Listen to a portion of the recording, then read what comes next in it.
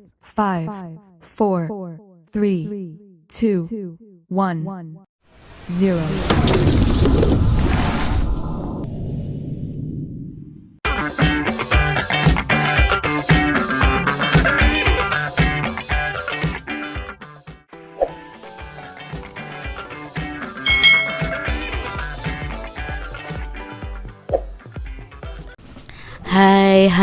Hai, selamat datang di channel YouTube Kak Citra. Apa kabar adik-adik semuanya? Kak Citra berharap kalian dalam keadaan yang baik, sehat, dan siap untuk belajar ya. Hari ini kita akan belajar bersama-sama untuk mata pelajaran tematik kelas 5. Kita belajar di tema 8 nih, lingkungan sahabat kita, subtema 3, usaha pelestarian lingkungan, pembelajaran yang kelima. Mari adik-adik kita belajar dengan penuh semangat ya. Mengetahui tingkat pemborosan air. Adik-adik, di sini kalian akan mempraktekkan untuk mengetahui tingkat pemborosan air. Yang pertama, sediakan dulu satu buah gelas, ukurannya kurang lebih 300 ml.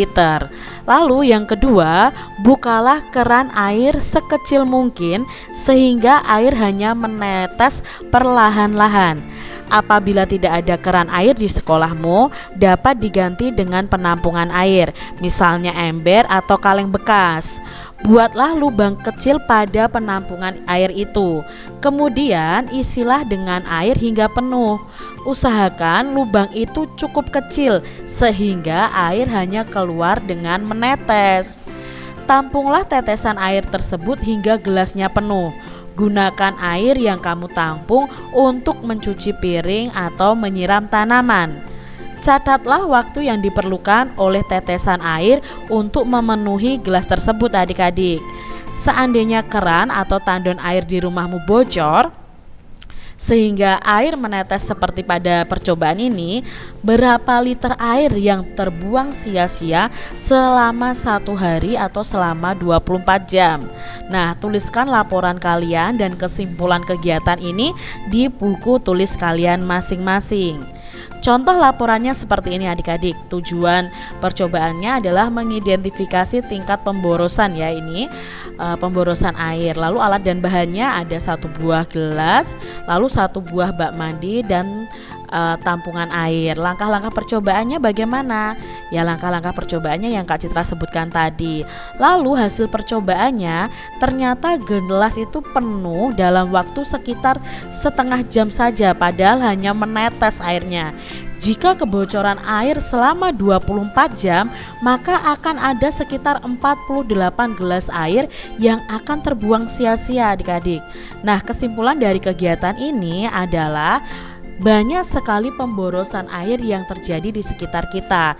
Dari jumlah air yang terbuang, dapat kita ketahui tingkat pemborosan airnya. Coba ya adik-adik ya, kalian praktekkan supaya kalian tahu bahwa kalau kita itu membuang air secara sia-sia itu berarti kan kita boros air, dan itu sangat merugikan loh adik-adik untuk kita semua. Nah, percobaan di atas telah menunjukkan pemborosan air yang sering terjadi di lingkungan rumah tangga. Dari jumlah air yang terbuang, kamu dapat memperkirakan pemborosan yang terjadi, bukan? Nah, sekarang apa tindakanmu untuk menghemat pemakaian air? Mengetahui tingkat pemborosan air tadi. Nah, sekarang kita akan mengetahui nih, amatilah penggunaan air di rumahmu. Air digunakan untuk mandi, mencuci pakaian, memasak, dan mencuci piring. Berapa banyak air yang digunakan di rumahmu setiap hari? Walaupun hingga saat ini air selalu tersedia di alam, tetapi kita harus menggunakan air secara bijak adik-adik. Menghemat penggunaan air sangat bermanfaat, terutama jika air diperoleh melalui pompa air listrik atau dari PDAM. Semakin sering kita menghidupkan pompa tersebut, maka akan semakin besar juga tagihan listrik yang harus kita bayar. Demikian juga jika kita menggunakan air dari PDAM. Semakin banyak air yang kita pakai, tagihan air per bulannya juga semakin besar. Mungkin kamu belum dapat membayangkan tentang pemborosan penggunaan air. Nah, adik-adik, di sini kita sudah tahu nih, oh ternyata di sekitar kita itu banyak sekali pemborosan air. Mari kita mulai menghemat adik-adik ya. Diskusikan bersama teman-temanmu mengenai tindakan-tindakan penghematan air yang dapat kalian lakukan. Nah, kalian buat buklet nih adik-adik, berisi cerita ajakan untuk melakukan tindakan-tindakan penghematan air. Lengkapi cerita itu dengan gambar yang mendukung ya. Perhatikan langkah-langkah membuat gambarnya. Nah, adik-adik, tindakan yang dilakukan untuk menghemat pemakaian air antara lain: 1. Bisa memeriksa tagihan rekening untuk mengetahui ada kenaikan atau tidak. 2. Tidak perlu mandi terlalu lama. 3. Mematikan keran saat bersabun dan saat sikat gigi.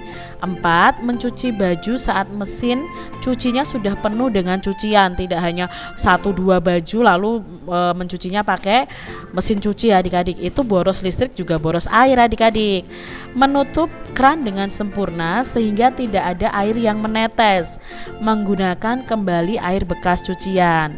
Menggunakan tombol setengah siram pada kloset. Ini untuk kloset duduk ya adik-adik ya.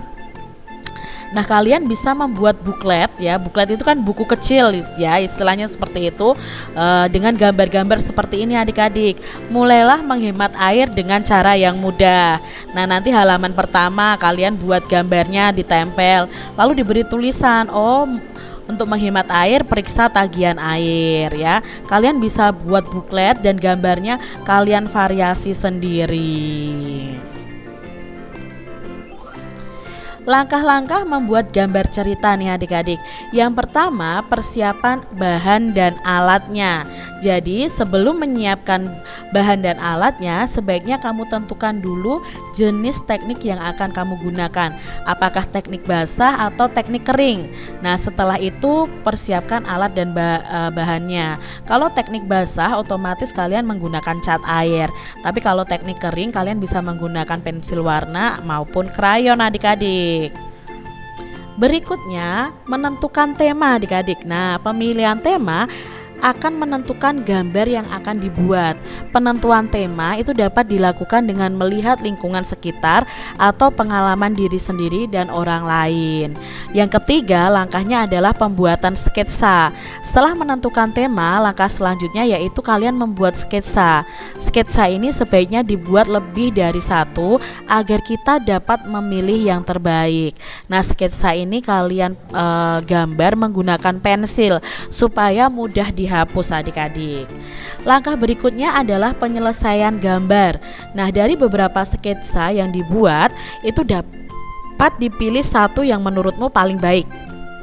Kemudian sempurnakan dengan menghapus garis-garis yang tidak perlu dan menambah garis atau coretan yang dirasa perlu agar gambar tampak lebih hidup adik-adik.